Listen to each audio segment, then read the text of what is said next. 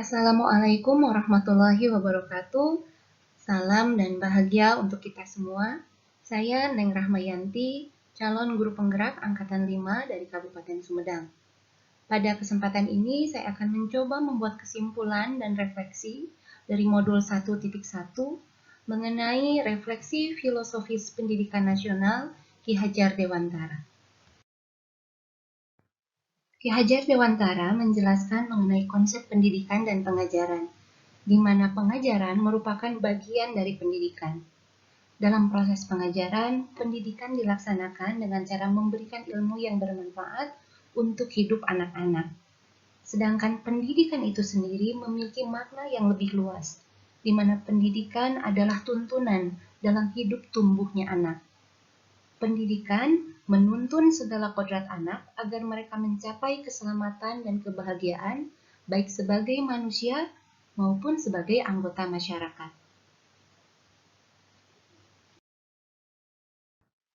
Seperti telah dijelaskan sebelumnya, bahwa pendidikan merupakan penuntun. Ki Hajar Dewantara menganalogikan murid-murid kita atau anak-anak kita layaknya benih, di mana setiap benih sudah memiliki potensi untuk tumbuh dan berkembang. Namun, untuk optimalisasi tumbuh kembangnya, butuh perlakuan khusus sesuai sifat dan karakter benih tersebut. Demikian pula anak-anak kita. Mereka memiliki potensi tersendiri, mereka memiliki kebutuhan sendiri, dan disinilah tantangan bagi seorang pendidik untuk bisa mengungkap apa potensi mereka, untuk bisa mengenali apa kebutuhan mereka, sehingga kita bisa menuntun mereka untuk mengoptimalkan potensi diri mereka. Di sini pendidik dituntut untuk menuntun murid sesuai dengan kodrat alam dan kodrat zamannya. Kodrat alam bisa didefinisikan menjadi dua. Satu, alam sebagai alam tempat tinggal, di mana apa yang diberikan oleh seorang pendidik terhadap muridnya itu disesuaikan dengan di mana dia berada. Apa yang bisa dia optimalkan untuk mengembangkan, untuk membangun lingkungan sekitarnya. Potensi alam yang ada bisa dioptimalkan melalui pendidikan. Yang kedua, kodrat alam adalah potensi dalam diri siswa itu sendiri. Jadi, guru sebagai pendidik, guru sebagai penuntun harus benar-benar memahami potensi anak supaya kita bisa menuntun dan mengembangkan itu ke arah yang lebih baik dan optimal. Adapun kodrat zaman, kita tahu bahwa zaman senantiasa berubah. Kita tidak bisa mendidik anak seperti kita belajar di zaman kita. Anak harus bisa menghadapi tantangan zaman.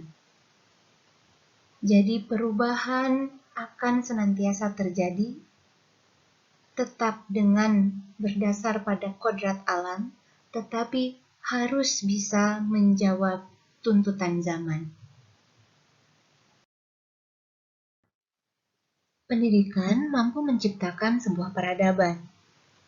Seperti yang telah dijelaskan oleh Ki Hajar Dewantara, bahwa melalui proses pendidikan, kita berupaya untuk membangun budi pekerti manusia, di mana budi itu terdiri dari cipta, rasa, dan karsa. Melalui pendidikan terjadi olah cipta, olah pikiran, kecerdasan, atau kognitif. Terjadi olah rasa atau hati, atau kita sebut afektif, dan olah karsa, kemauan, di mana kualitas ketiganya ini akan menentukan apakah manusia bisa hidup dan bermanfaat atau sebaliknya. Dan pekerti merupakan perwujudan dari cipta, rasa, dan karsa, di mana ketiganya akan menimbulkan tenaga dan akan menghasilkan sebuah perwujudan dalam wujud perilaku, atau kita sebut saat ini adalah psikomotornya. Jadi dengan membangun budi pekerti manusia, pada akhirnya akan terbentuk perilaku-perilaku yang terdidik, dan itu akan sangat memengaruhi budaya yang telah ada atau bahkan bisa menciptakan budaya yang baru dan tercipta sebuah peradaban yang baru. Jadi peradaban bisa dikatakan sebagai produk dari sebuah pendidikan, atau tinggi rendahnya peradaban itu bisa mencerminkan dari kualitas pendidikan. Seperti telah dikemukakan sebelumnya, bahwa pendidikan dan kebudayaan adalah dua hal yang saling berkaitan, di mana proses pendidikan akan memengaruhi kebudayaan atau bahkan bisa menciptakan kebudayaan dan sebuah peradaban.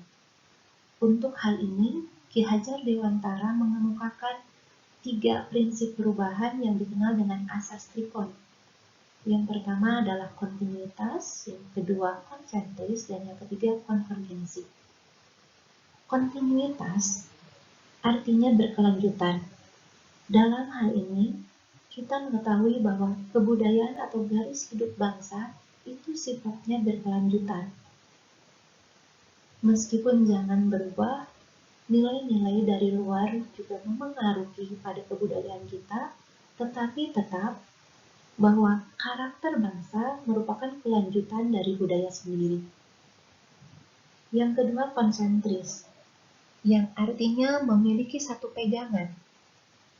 Dalam hal ini, pendidikan sebagai sarana membangun peradaban harus terbuka, namun kritis dan selektif. Kita harus dapat memilah dan memilih mana nilai-nilai yang sesuai dan tidak sesuai dengan kepribadian bangsa kita. Yang ketiga adalah konvergensi, yang artinya memusat, punya satu tujuan. Ini memiliki makna bahwa dalam membina karakter bangsa, kita juga berusaha untuk membina karakter dunia tanpa mengorbankan identitas bangsa kita. Pendidikan kita memiliki satu tujuan yang sama, yaitu memanusiakan manusia, membangun manusia Indonesia seutuhnya.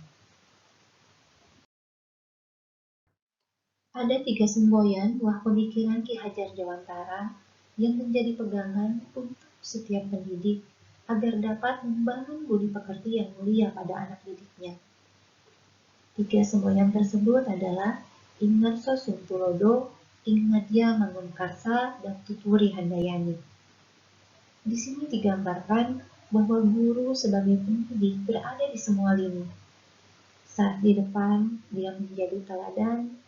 Di tengah-tengah, dia membangun kemauan dan motivasi, dan saat dia berada di belakang, dia dapat memberikan dorongan.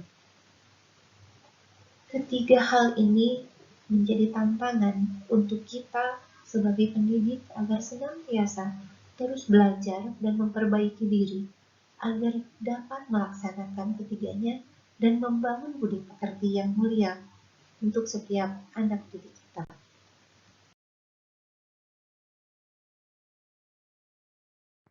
Setelah mempelajari isi modul 1.1 mengenai filosofis pendidikan nasional menurut Ki Hajar Dewantara, kini saatnya kita melaksanakan refleksi diri, terutama untuk saya secara pribadi sebagai seorang guru, sebagai seorang pendidik, apakah saya sudah melaksanakan profesi saya dengan baik, apakah saya sudah melaksanakan pendidikan yang menghamba pada siswa, dalam hal ini menjadi pendidik yang mampu menuntun siswa sesuai dengan kodrat alam dan kodrat zamannya.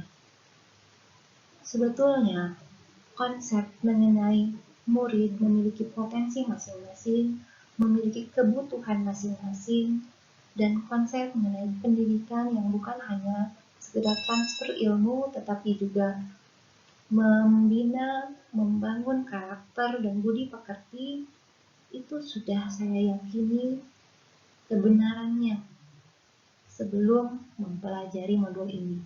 Tetapi, apa yang saya yakini, apa yang saya pelajari sebelumnya itu kemudian tidak seluruhnya teraplikasikan setelah saya menjadi seorang guru.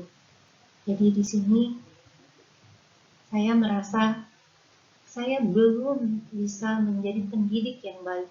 Kendala-kendala yang saya hadapi seringkali saya jadikan alasan di mana saya melaksanakan pendidikan yang homogen, metode yang sama untuk seluruh siswa, evaluasi yang sama untuk seluruh siswa. Padahal saya tahu bahwa setiap siswa itu memiliki potensi masing-masing, bahwa setiap siswa itu memiliki kebutuhan masing-masing. Tetapi apa yang saya laksanakan pada kenyataannya belum bisa mengakomodasi untuk mengembangkan potensi dari setiap siswa. Mungkin saya hanya mengenali beberapa siswa dengan potensinya, mengarahkan siswa-siswa tersebut, tetapi belum seluruhnya bisa tertangani. Dengan 1001 alasan saya melaksanakan atau memberikan pembenaran untuk apa yang saya lakukan, tetapi pada akhirnya sama bahwa itu adalah sebuah kesalahan. Apalagi setelah mempelajari modul ini, saya kembali diingatkan, kembali diyakinkan bahwa untuk melaksanakan pendidikan yang baik, maka aplikasi pun itu sangat diperlukan, bukan hanya sebuah keyakinan yang hanya dalam pikiran dan tidak teraplikasikan. Dan saat ini, apa yang ada dalam pikiran saya adalah bagaimana caranya saya bisa memperbaiki diri, bagaimana caranya saya bisa melaksanakan pembelajaran dengan baik, bagaimana caranya saya bisa menuntun siswa sesuai dengan kodrat alamnya dan kodrat zamannya. Untuk itu saya memiliki rencana agar dapat mengenali potensi siswa lebih dekat lagi. Karena saya mengampu bidang IPA, mungkin nanti di tahun pembelajaran yang baru saya bisa memulai dengan bertanya pada siswa tentang pelajaran apa yang mereka sukai dan bagaimana pandangan mereka tentang pelajaran IPA. Kemudian cara belajar apa yang mereka minati. Selain itu, saya sangat sadar bahwa untuk bisa menjadi pendidik di zaman sekarang, kita harus bisa mengikuti perkembangan zaman, di antaranya adalah IT. Nah, di sini saya termasuk pada guru yang gaptek. Saya hanya mampu membuat media pembelajaran sederhana yang mungkin jika saya bisa lebih dari itu akan lebih bisa menciptakan sebuah situasi pembelajaran yang menyenangkan, yang menarik bagi siswa.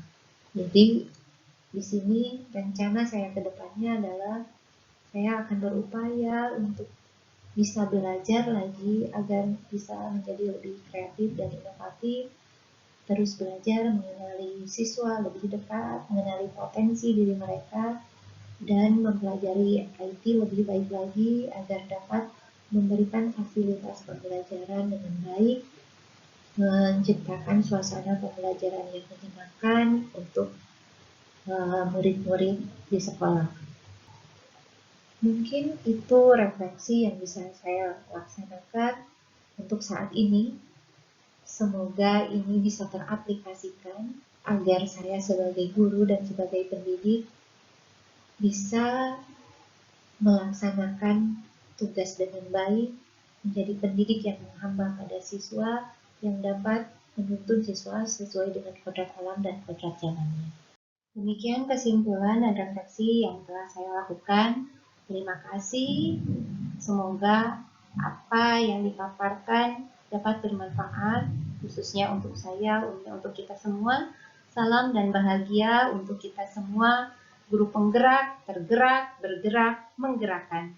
Assalamualaikum warahmatullahi wabarakatuh.